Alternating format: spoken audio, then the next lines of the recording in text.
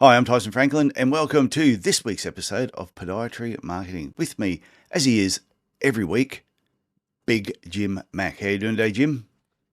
I'm doing well, Tyson. How about yourself?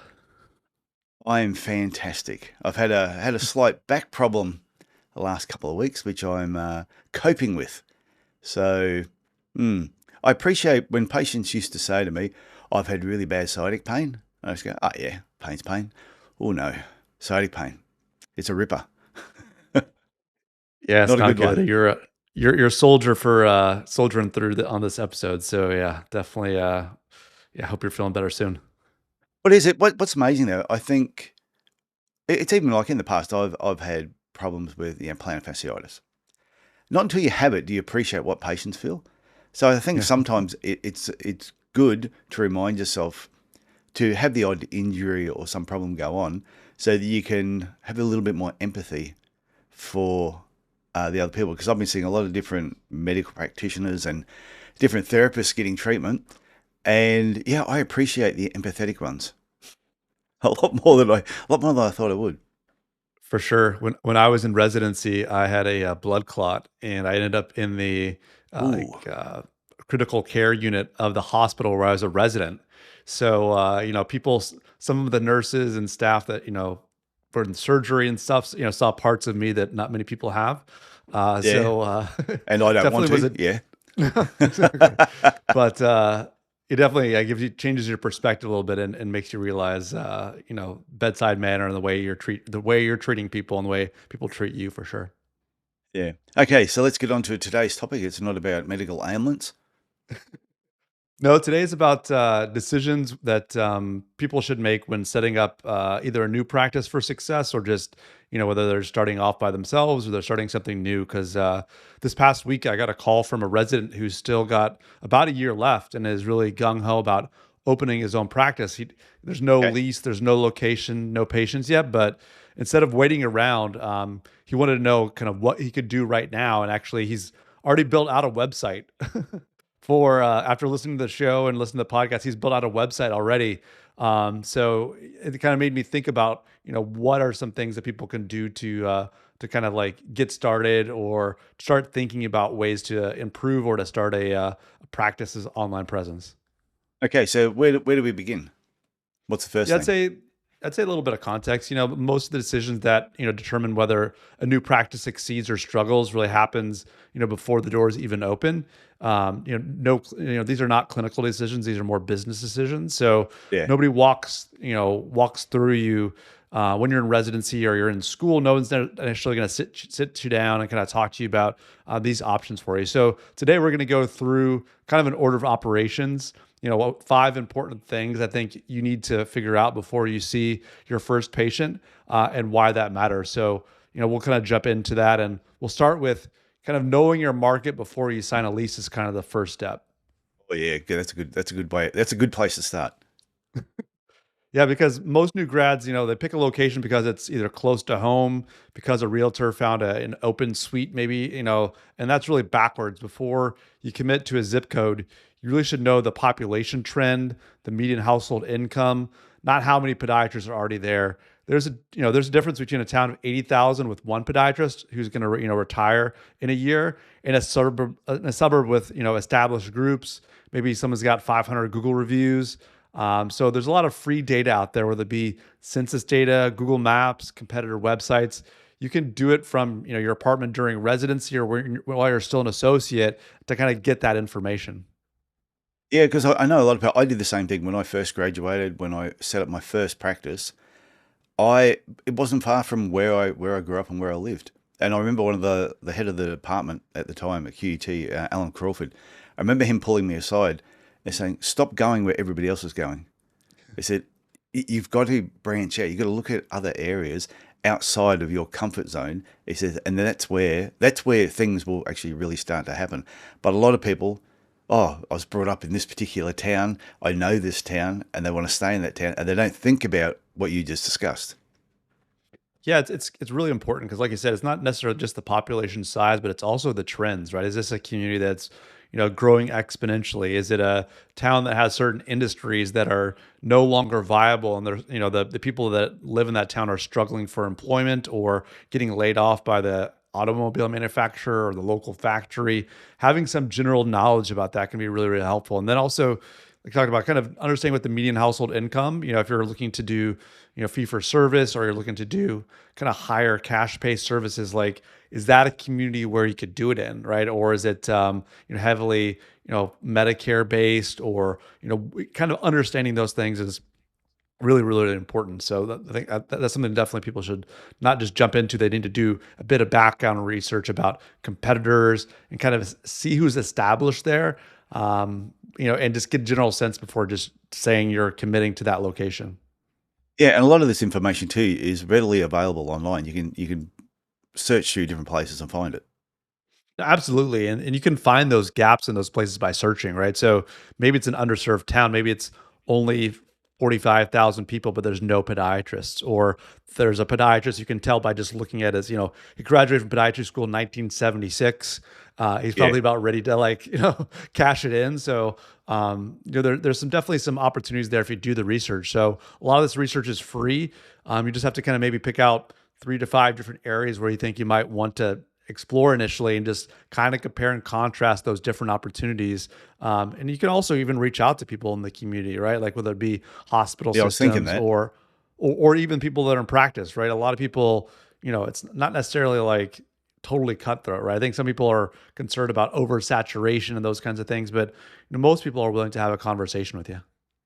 Yeah, well, I've always said that to people. If there's a town that might have, yeah, maybe one or two podiatrists, but there's a podiatry clinic there that is huge. It's got 6, 7, 8, 10 podiatrists working in there. That's a good sign. If you can have a practice that's got 10 podiatrists there, it usually means there's a lot of work. So opening up another clinic is not going to be a bad idea.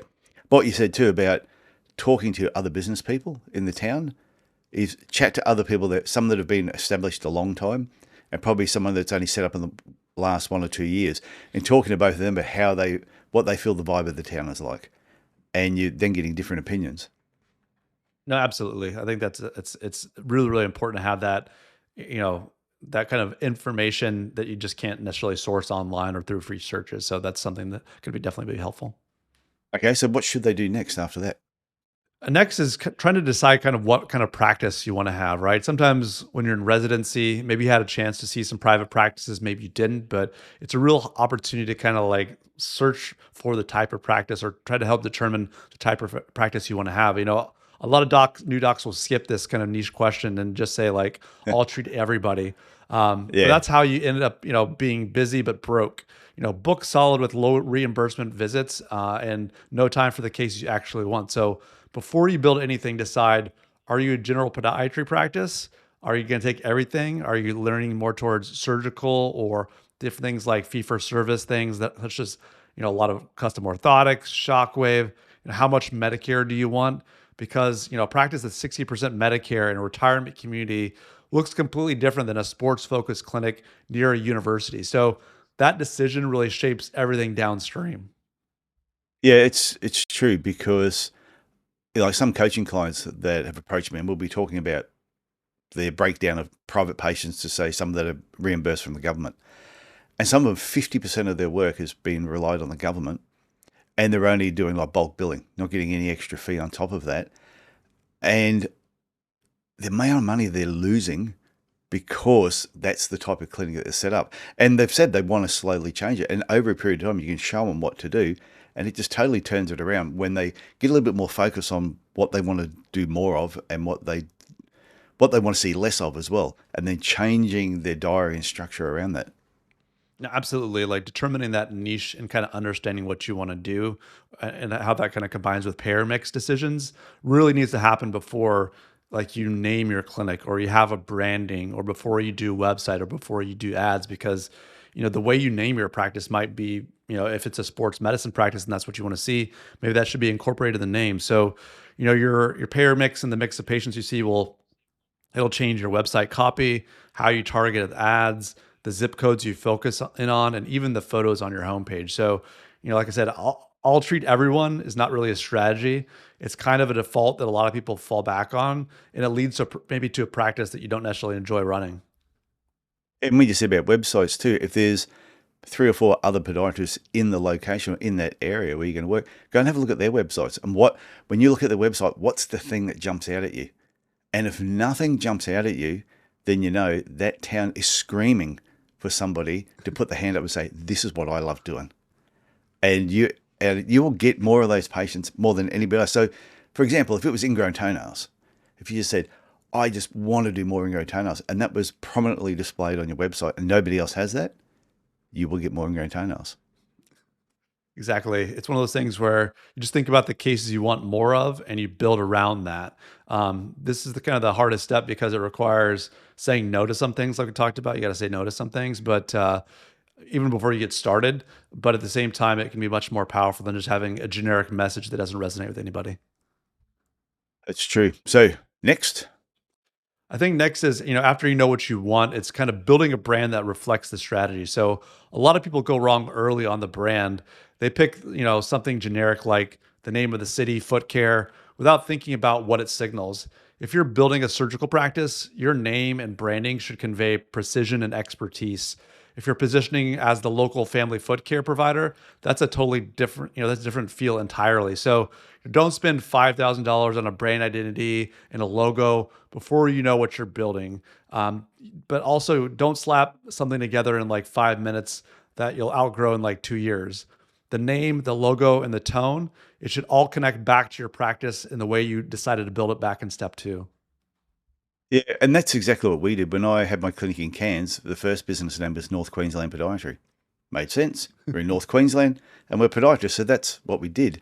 But then as time went on, we gave our orthotics a name. We called them Pro Arch Foot Supports. And then it just made sense. Where would you get Pro Arch Foot Supports from? You could get them from Pro Arch Podiatry, and that's how the name came about. So it did develop over a period of time. It doesn't mean the first name you have, you can't change it. And I think if you've got a business name and your business has developed over a period of time and it doesn't really suit, then change it. Don't hang on to something just because, oh, that's the name I've always had. No, absolutely. I think that name has to reflect your current strategy or the way the direction you want to move towards, right? So, if the first one is not working well, there's no harm in changing it. Obviously, if you haven't named it at all, it's a good opportunity to start from scratch. But the Yeah. people that are already in practice out there, there's no harm in changing. You might want to hold on to things like your domain name and some other stuff and point it to a new domain or just use the old one. But changing the name and the business name of the business is definitely can be helpful, even for things like Google's, Google business profiles and Google searches. So generic names aren't necessarily bad. They just don't differentiate you from other people, right? You don't want to overspend necessarily, like spend tons of money on a logo and tons of money on a name, but you definitely want to have a good one. So think about whether your brand, will still fit, in 5 years. Is that the way you want to go? But if you need to change, you can always change in the future. Yeah, I remember a medical center here in Cairns and they were called Abbott Street Medical, which was fantastic when they were on Abbott Street. But the building that they were in got torn down. They eventually had to move. They moved to a different area. But for the next 2 years, they were still called Abbott Street Medical. And I'd have patients come and they go, "It's so confusing. I thought they were on Abbott Street. I couldn't find them anywhere." And eventually they changed it to Abbott Medical. So I think if I usually say to people, do not name your business the name of the street because you can't guarantee that's where you're always going to be unless you own the building. No, that's sage advice. I think that people definitely should listen to that one. Okay, next. Next, I would say is when you build out your website, make sure that it's around like conditions and procedures. You don't need a physical location to start building a website, like the student or the resident that contacted me. Yeah. You just need to know and make decisions, kind of steps 1 through 3, right? So individual pages for each condition and treatment you plan to offer. Sometimes I see websites that have 50 different diagnoses and treatments on one single web page, and that really confuses Google. You can also utilize these kind of areas we serve pages for surrounding communities. Obviously, you're going to rank well where you're located, but building these areas we serve pages that we talked about in the past can be really helpful. Content that positions you as the local expert before you even open. So most docs who've been in practice for 15 years still have like I said, these kind of, sometimes you see these one pagers with 50 different conditions. You can be ahead of them by just, by building out individual pages for these conditions and treatments. And that'll kind of give people a head start. For some people, even residency or just getting started in practice before they even open the doors. It's a really good point because I was talking to someone during the week and it was in their frequently asked questions section. And the questions that they were good questions, but to answer that question, they had them all on the same page. And I said to them, okay, let's take that question out. Let's put it into Google and see what happens. We took the question, put it into Google, and then Google gave us a bit of an AI overview first, but it had links to 3 different businesses. When we clicked on those 3 businesses, the exact question that we asked was within their website, but on a certain page. It wasn't part of a page with a whole pile of questions on there. And I said, Right. that's why you can't be found, because when you look at the domain name up there, it's got your clinic/FAQ. That doesn't mean that your answer doesn't mean anything to Google. So slowly getting them to start setting up separate pages for each one of those questions. No, absolutely. It's got to be relevant to that topic of that page, right? So if you're just having, 50 FAQs about just random things, maybe even you categorize it on an FAQ page, that's still not enough. You're better off just putting those questions and answers on the actual pages about bunion surgery, then make sure that the questions and answer about bunion surgery or recovery or pre-op, post-op is all on that one page. Really, really important. Like we talked about, these areas we serve pages can be helpful to draw patients in from nearby communities, and you want to make sure that you're, building in websites that are kind of the best page to answer patients' questions, right? Not they don't have to be like necessarily questions and answers like FAQ sections, but if you were going to a podiatrist, what would you want to see? What would you want to know about how they treat plantar fasciitis, about how they do custom orthotics, and having content that is in a in the voice and at a level that a patient would understand is hugely, hugely important, because these Google bots, they crawl it, but they're also checking to see signals from real people. And if people spend 5 seconds on your page and go back to the results, Google sees that as like a no-go. But if someone is, they call this dwell time. If they're on your page for a minute and a half, they watch a video, they click a couple of things, they spend some time there, that's a really positive signal to Google that have built a great page. So, think about building a page from the perspective of someone who's searching for these services and wants to learn more. Yeah, it's a good tip because I was looking at somebody else's page, not a coaching client, but we were looking at another podiatrist page. And I said, have a look at this one and tell me what you think. And as soon as they looked at it, they went, I know exactly what you're going to say. Everything they had written on there was as though it was a lecturer giving a talk to a group of students. It had all the problems, but in the true medical terms that are being used, and just the way you wrote it, I just went, if you were a patient, you wouldn't have got past the second line because you would have went, this is just too complicated. Yeah, and you would have gone straight back to the search page. That happens more often you would think, right? It's having that, you know, understanding what level like normal people are at and trying to speak at that level is where it should be with your website. And if you're not writing it yourself, then you should be working with someone that can do it that level. Speaking of which, if you're in residency or you're an associate for someone you're thinking about starting your own practice, go look at different websites and learn about what you like and what you don't like. Imagine that you're in the shoes of that patient, right? So you don't necessarily need to go out like this resident that I know that just, basically built out his website. You don't necessarily need to do that, but you need to get a general understanding of like, go in the patient's shoes, maybe even go to like, a dental page or something and see like, if you were looking for a dentist, like what kind of information would you be looking for, and translate some of those learnings and knowledge over to a podiatry website. So when you're starting to build your own online presence out, you'll have a much better understanding of like the types of sections you need and the way to phrase things in ways that'll appeal to prospective patients. No, that's great advice. So after they've done all that, then what? Yeah, after that, you need to set up systems, get some systems in place, right? So, you need to have things like review software, call tracking, your intake workflow, your process for handling do you take my insurance phone call, the system that gets patients to leave a Google review after the visit. None of this requires a physical location. All it needs is it to be ready for your first patient. So, not figured, out 6 months, when you have 40 patients and 0 reviews.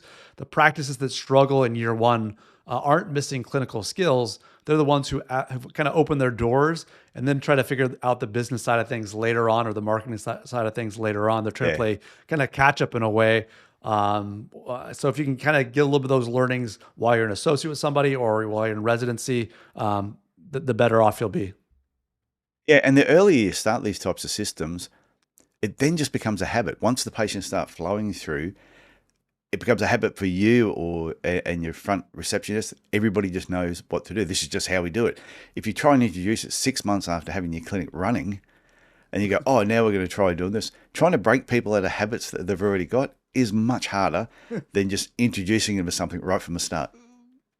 No, I've had that, working with different clinics at different sizes and different kind of ages of the clinic, definitely trying to incorporate things like a review workflow system, doesn't seem like that much. And obviously me being remote, I can't really facilitate more than a lot of encouragement long distance. But, if you can get in good habits early on, your clinic and the community you serve will be much better for it. Yeah, and I know when it comes to reviews, some people just feel awkward asking patients for reviews. But to me, it's just ask. The worst thing they can say is no. So you just got to figure out how to actually do that. No, absolutely. Like, it's anything like your intake process, how do you deal with new patients? How do you how do they complete paperwork? It's also just, it's getting comfortable being uncomfortable, right? There's something uncomfortable about kind of striking on your own. It's exciting, but at the same time, it feels like there's pressure, there's stuff going on there. So asking someone to, share the great care that you provided them, or the great result they had, and just sharing with the community so you can get more of those patients in the door. Like, the more you practice, the better you can get at it. It's like the first couple of podcasts you and I did together, right? If I look back at those podcasts, the number of, I still say some ums and ahs and those things, but the number I said back then was pretty crazy. So don't I used go to get back to RSI editing them out. Yeah, you got so tired that we just kind of started leaving them in there. So it's like anything else. You just gotta, practice makes perfect. So it's okay to be a little uncomfortable asking for those things, but it's something that's going to really benefit you and your practice down the line. It's going to benefit your community because they'll see you as an expert. You'll get more of those patients in the door. You can provide greater care. So don't be shy. These systems are, easier to build when you are just getting started than you're like trying to juggle a full schedule, onboard 1 or 2 employees, go to the OR a day and a half each week.